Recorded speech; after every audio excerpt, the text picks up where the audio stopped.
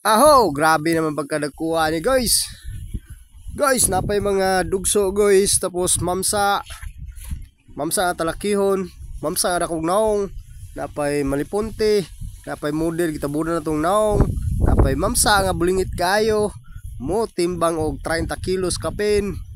Sawa na ba ka sigig pamana guys, kanang mga lagpad kayo, nya lawom kayo, gusto ka mamana og guwang pero di ka pamana kay tagatuhod ra.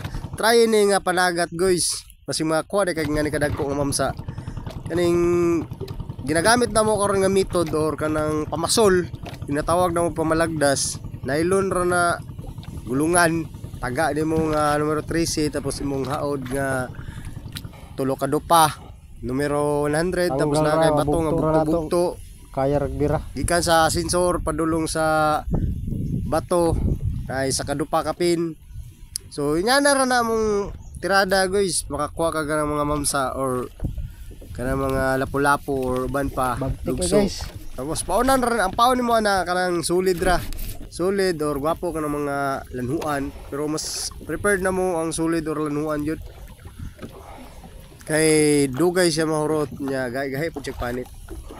So hiwaon ra nimo na tapos tag-an og ngani.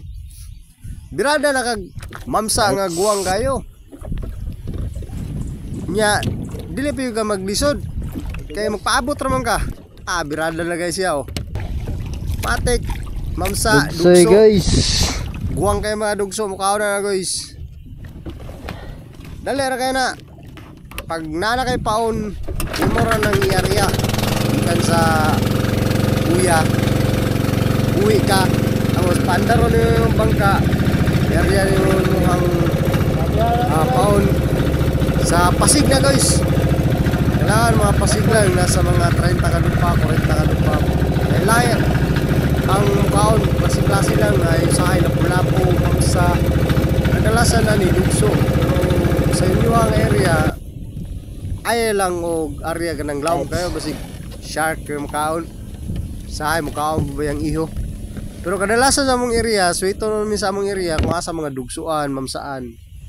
So inyana na guys. Pag area na, pagtungkad sa bato, paabot ra kag mukaon, paabot ra kag naay mo tandog sa imong nylon. Pero naamang galing mo tandog, guwang pud kayo.